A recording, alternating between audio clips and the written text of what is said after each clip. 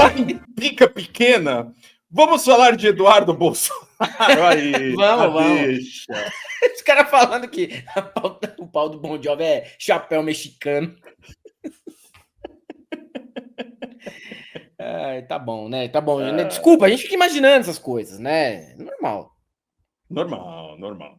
Vamos lá, Eduardo Bolsonaro, então, que a PGR pede ao STF a abertura de inquérito contra Eduardo Bolsonaro. O requerimento da PGR atende uma representação criminal do também deputado federal Lindenberg Farias, líder do PT na Câmara, que a gente trouxe a semana passada. A PGR solicitou ao STF a abertura de inquérito contra o deputado federal licenciado, covarde, fujão, cagão, Eduardo Bolsonaro. O relator, no caso da corte, será o ministro do STF, Alexandre de Moraes. Ditador da toga, canalha! Ditador da toga. Alexandre de Moraes. Anistia!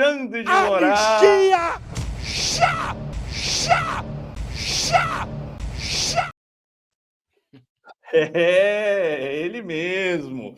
O filho 03 do presidente Jair Bolsonaro se afastou da Câmara em março, fugiu, né? Deste ano e passou a morar nos Estados Unidos, onde, segundo ele, denuncia os abusos supostamente cometidos pelo ministro Alexandre de Moraes. O requerimento da PGR atende uma representação criminal do também deputado federal Lindenberg Farias, líder do PT na Câmara.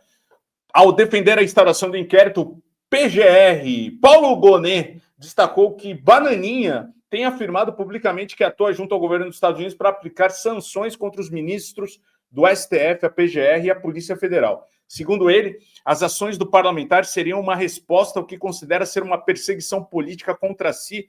Ninguém está perseguindo Eduardo Bolsonaro, nunca se falou do Eduardo. Aí ele se coloca como vítima também. Você é um puta de um cagão, hein, bicho? Se coloca como vítima. Que a gente vai prender o seu pai primeiro, depois vai você também por ser um pelego, um traidor da pátria.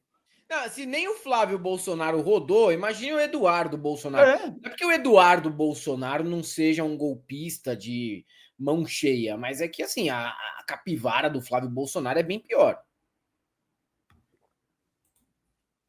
Então, a perseguição política contra si e contra o pai, apontado em denúncia em curso no STF como líder de uma organização criminosa empenhada em romper com a ordem democrática para permanecer na presidência, apesar dos resultados da eleição de 2022.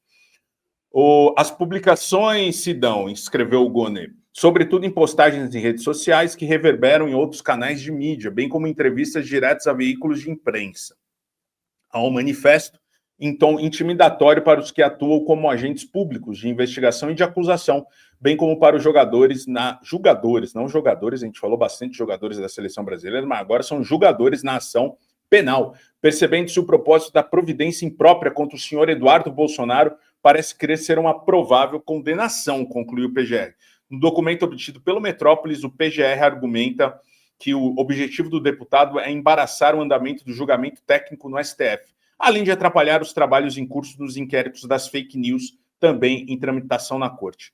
As medidas referidas nas manifestações do senhor Eduardo Bolsonaro, prosseguiu Gonet, nos seus próprios dizeres, englobam cassação de visto de entrada nos Estados Unidos, bloqueio de bens e valores que estejam naquele país, bem como a proibição de estabelecer relações comerciais com qualquer outra pessoa física e jurídica de nacionalidade americana, ou que tenha negócios nos Estados Unidos, prosseguiu Gonet.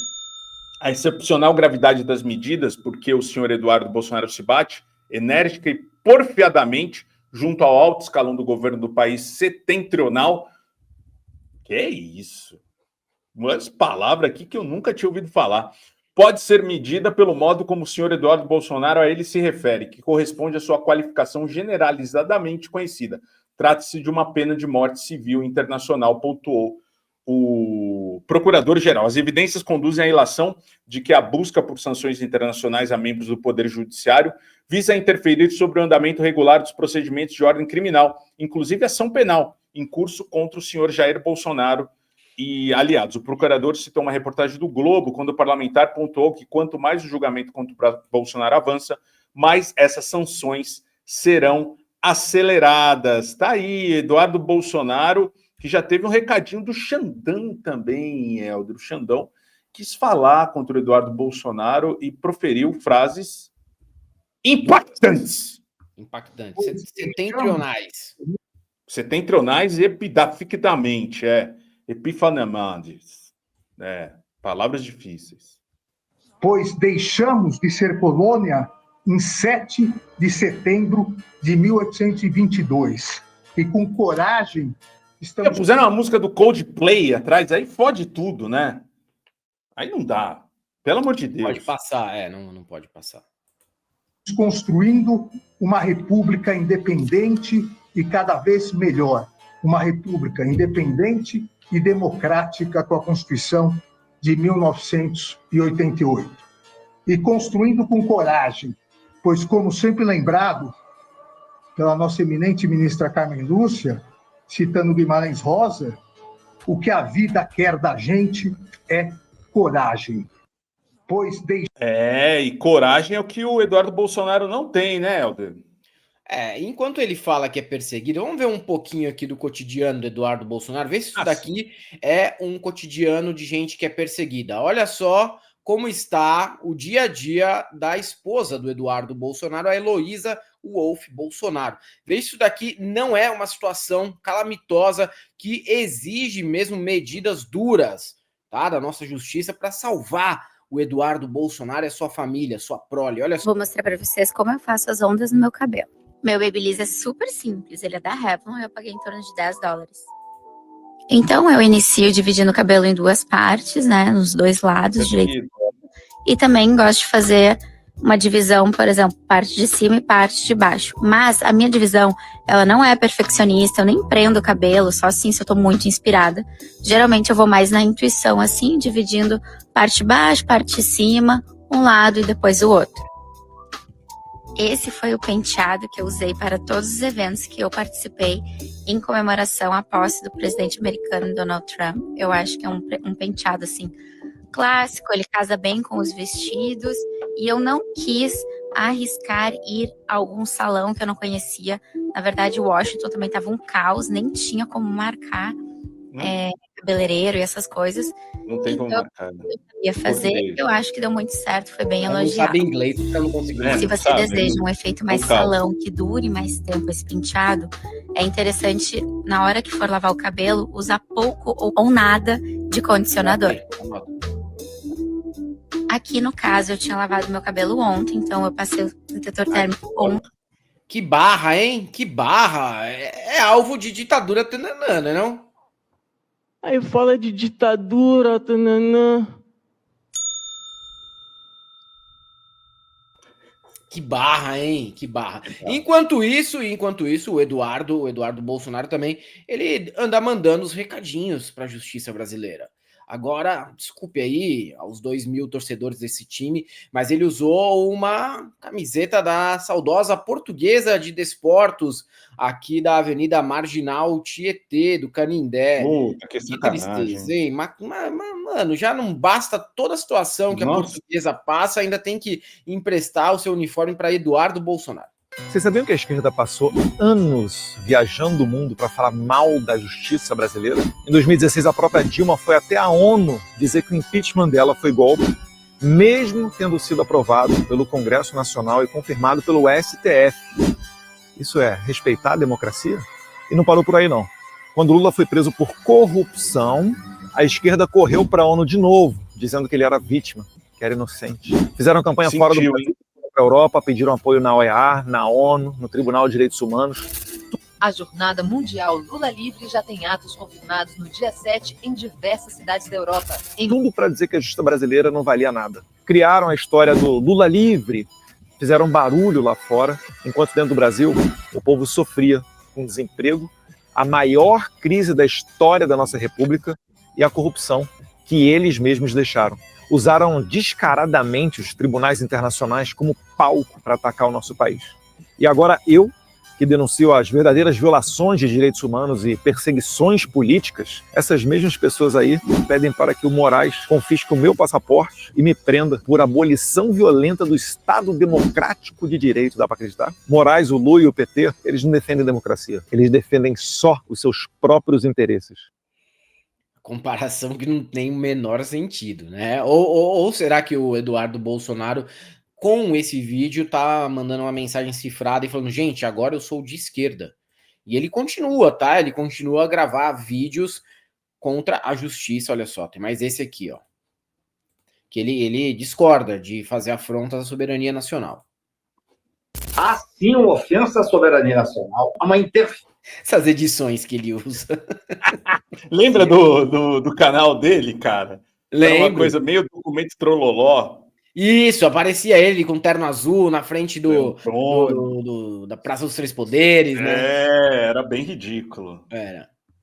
Diferença no Supremo Tribunal Federal, um país independente, como o Brasil, ter uma interferência de um país autoritário, com cunho fascista, que é o governo Trump. Eu queria saber onde é que estava o Cacai com essa opinião tão nobre, falando em soberania, quando o ministro Barroso, dizendo que quando presidiu o TSE, solicitou interferência dos Estados Unidos no Brasil. Eu queria saber onde é que estava o Cacai quando Alexandre de Moraes estava expedindo ordens de prisão contra cidadãos americanos com base em tweets que eles deram dentro do território americano. Onde é que estava o Cacai quando Alexandre de Moraes chutava para fora do Brasil o X, uma empresa norte-americana, sem seguir o devido processo legal ou respeitar o marco civil da internet, inclusive congelando contas da Starlink, empresa que não estava dentro do conflito com o X? Onde é que estava ele quando Jason Miller foi detido 3 horas, pelo menos, no aeroporto de Brasília, por conta de um discurso que ele deu amando, o Moraes mandou as suas policiais federais a detê-lo no aeroporto. Então os abusos são numerosos, muito maiores do que esses. E agora chegou a hora do Alexandre de Moraes, cada vez mais perto, de prestar satisfação, prestar conta dos seus abusos, que se no Brasil ele manda, nos Estados Unidos ele não tem qualquer ingerência. Não se trata de soberania nacional, trata-se de direitos humanos e jurisdição. Não pode Alexandre de Moraes achar que os Estados Unidos é quintal do STF. Mas direitos humanos não é coisa de vagabundo. Unidos, seu vagabundo. Da mesma forma que os Estados Unidos também não tem ingerência aqui, meu amigo. Simples assim. Aliás, assim, sofrimento, né? Um sofrimento que eles dizem que estão passando. A outra ensinando como faz babyliss em casa. E o Eduardo ostentando uma camisa da Polo Ralph Lauren Purple Label, cara. Sabe o que é Purple Label? É uma divisão da Ralph Lauren em que as roupas são mais exclusivas, são mais caras, foram muito usadas durante aquela série Succession, que é um Ralph Lauren mais carinho, entendeu?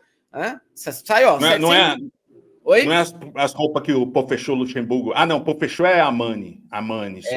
Então, essa camisetinha dele aí custa a bagatela de R$720, viu? Para quem tá passando necessidade, para quem tá sendo perseguido pelo STF, até que essa galerinha tá ostentando bem, né? Castrado pelo STF, segundo ele, o STF não tem ingerência nos Estados Unidos, assim como os Estados Unidos também. Quero que se foda, não manda aqui no Brasil. Falou Alexandre de Moraes, a gente não é colônia há muito tempo. O Eduardo Bolsonaro tá com a cabeça de 1800, 1700, 1500. É engraçado um cara desse falar sobre direitos humanos quando ele usava a camiseta do Ustra, como lembraram aqui. Quando ele também usava a camiseta do Mossad, você lembra disso? Ele e o Flávio, com camiseta do Mossad. Quem é ele para falar de direitos humanos? O pai dele falava que direitos humanos era esterco da vagabundagem. E falava que quem procurava osso, né, era cachorro, sobre os restos mortais das pessoas desaparecidas na ditadura. Vocês nunca tiveram apreço aos direitos humanos, me desculpe. Talvez você não saiba, mas a figura do Malafaia carrega muitas contradições. A principal delas está na vida financeira dele. Os relógios Rolex, os carros importados, o jatinho e tantos outros detalhes mostram um típico milionário. Mas os documentos que eu reuni contam uma história bem diferente. A mágica que o pastor executa é a seguinte: borrar a linha que separa o que é dele e o que é da igreja. Você quer saber o quê? O que você quer saber? Como o Malafaia deu esse salto em direção à extrema-direita e como ele deixou de se portar como um homem de aparência simples para viver uma vida de milionário.